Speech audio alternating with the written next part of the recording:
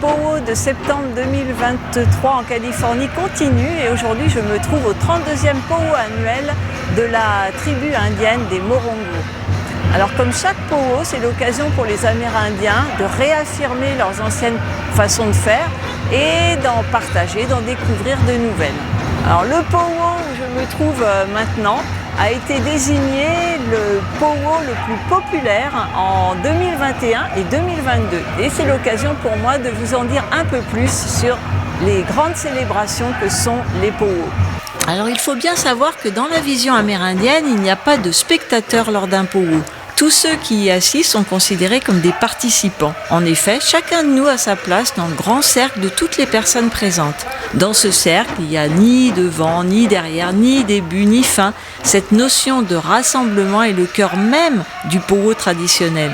En effet, les powwows sont des célébrations de la culture et du patrimoine amérindien. À l'origine, ils avaient lieu au printemps pour accueillir le renouveau de la vie. Les personnes se réunissaient pour rendre visite à leur famille, chanter, danser, jouer, renouer de vieilles amitiés et en nouer de nouvelles. Et c'est d'ailleurs dans le cadre d'un powwow que parfois les jeunes avaient l'occasion de se rencontrer et de commencer une relation amoureuse. Autrefois, les powwows avaient aussi une signification religieuse. Les familles y pratiquaient les cérémonies de baptême, par exemple. D'ailleurs, aujourd'hui encore, et j'en ai vu, lors de la grande entrée, on peut voir des pères ou des mères effectuer le tour du cercle avec leur bébé dans les bras. C'est très émouvant car on ressent vraiment que c'est comme une initiation pour l'enfant qui est ainsi présenté au grand esprit et aux ancêtres et qui reçoit leur bénédiction. D'ailleurs, pour certaines tribus, la célébration à travers le powwow était comme une prière à celui appelé en langue lakota Wakatanka, le grand mystère ou grand esprit.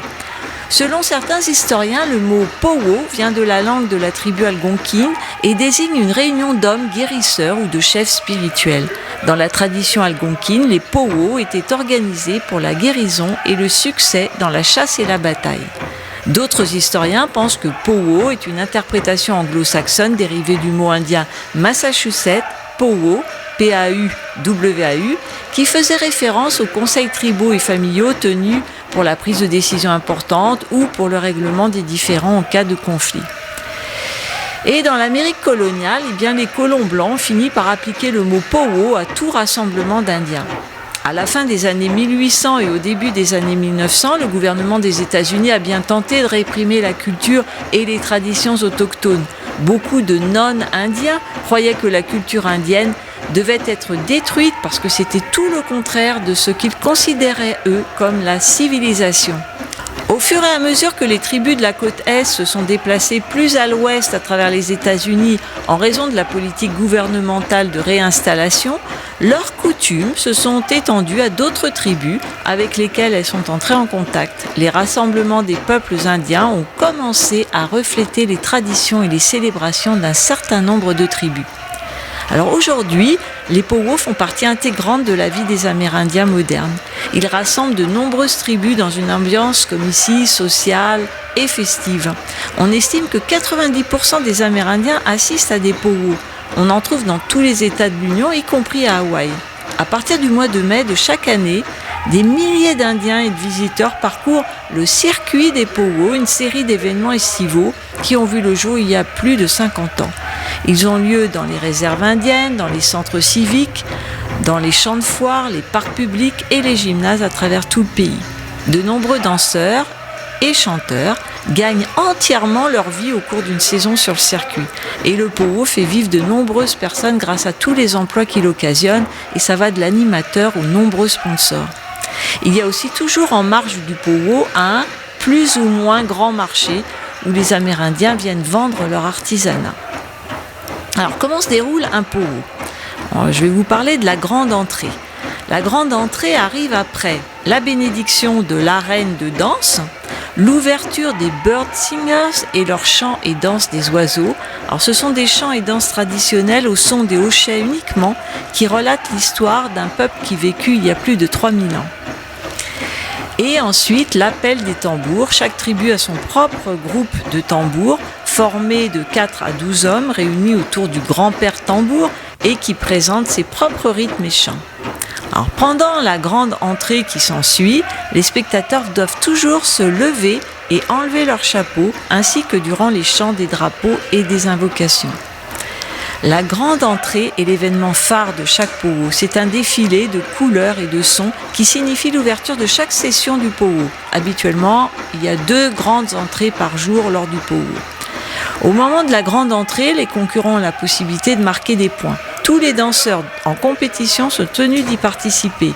Et lors de certains powwows, les danseurs perdront des points ou risqueront même l'élimination s'ils ne participent pas à la grande entrée. La procession commence par la présentation du bâton de l'aigle qui est transporté le plus souvent à l'intérieur du cercle ou dans un endroit spécial. Puis viennent les drapeaux, le drapeau américain, le drapeau de l'État où se déroule la célébration et le drapeau de la tribu qui l'organise. Et puis s'en suivent les invités d'honneur comme les anciens vainqueurs ou encore d'autres dignitaires invités pour l'occasion. Depuis quelques années, il y a un regain d'intérêt très net pour les powwows parmi ce qu'ils appellent les non-indiens. Beaucoup d'entre nous croient en effet que les Amérindiens ont une meilleure relation avec la terre-mère. Et nous sommes de plus en plus attirés par la spiritualité indienne et les pratiques de vie plus harmonieuses avec la nature et les meilleures relations entre les hommes. Le powwow, en tant qu'expression de la culture, est une occasion pour nous d'observer, d'apprendre et de célébrer. Dans les powwows modernes, la plupart des cérémonies religieuses ne jouent plus un rôle central. Elles se déroulent souvent dans l'intimité des réunions de famille. Cependant, les cérémonies de bénédiction, les cérémonies d'honneur et les cérémonies pour les plumes d'aigle tombées subsistent toujours aujourd'hui. Alors, la plume d'aigle est sacrée pour la plupart des Amérindiens, à tel point que lorsqu'une plume d'aigle tombe accidentellement de la tenue d'un danseur, le powwow s'arrête immédiatement. Et les danseurs vétérans doivent alors effectuer une cérémonie spéciale avant que le powwow puisse continuer. Chaque tribu a ses propres coutumes concernant la façon dont la cérémonie de danse est exécutée. Mais quelle que soit la tradition, les spectateurs doivent se lever, enlever leur casquette ou leur chapeau et écouter attentivement les instructions de l'annonceur. Le cercle, comme je vous l'ai dit, est un symbole sacré pour les cultures indiennes. Il signifie la plénitude et aussi l'harmonie entre tous les êtres et toutes les choses. Il n'y a pas de commencement, pas de fin dans un cercle, ni de notion de hiérarchie. Lors d'un powwow, les danseurs sont au centre d'un cercle, autour d'eux se trouvent les tambours, puis le public forme un cercle autour d'eux, rapprochant toutes les personnes présentes autour de la communauté de sa culture. Historiquement, le chant et la danse ont toujours fait partie intégrante des powwows. Cependant, le chant et la danse compétitifs pour des prix en argent sont une pratique assez récente. Seuls les participants inscrits peuvent participer au concours de danse. Mais lorsqu'une danse intertribale est annoncée, tout le monde, y compris les visiteurs, peuvent y participer. Alors je dois dire que ça ne m'étonne pas du tout que ce powwow organisé par les Indiens Morongo ait remporté la Palme d'Or les 2 dernières années, parce que franchement c'est un powwow vraiment très agréable. Déjà on est chez eux là, l'endroit où a lieu le powwow est intégré dans tout un complexe qui appartient aux Indiens Morongo, où il y a notamment leur casino. Et oui, maintenant toutes les tribus ont leur casino, ça peut paraître choquant, mais c'est un des moyens pour eux de gagner de l'argent. C'est sûr que si vous voyez un petit peu sur la vidéo ce qui nous entoure, c'est vraiment le désert, c'est complètement aride, donc leur revenu c'est l'artisanat, les casinos, le tourisme. Le marché aussi qui est proposé, le marché artisanal qui est proposé autour de l'endroit où a lieu le powwow proprement dit, et je trouve vraiment de très bonne qualité. Il y a vraiment des artisans vraiment très bien. Et puis le powwow en lui-même, sous son chapiteau qui amplifie les sonorités, les couleurs, je trouve que tout ça crée une ambiance. Et j'ai eu la chance là, de pouvoir rester vraiment au bord cette fois-ci, pas dans les estrades comme des fois, pas dans les tribunes, mais vraiment de rester debout au bord. Et je dois dire que j'ai vraiment ressenti, bien sûr, la même émotion que je ressors toujours au moment de la grande entrée, parce que c'est très émouvant, c'est spectaculaire, c'est très fort. Mais en même temps, là, comme j'étais au bord, j'ai vraiment ressenti toute l'énergie qui vient des danseurs qui sont là complètement connectés, reliés à leur totem, à leur histoire, à leur tribu, à leur culture. c'était très puissant et je suis ravie d'avoir fait cette expérience aujourd'hui.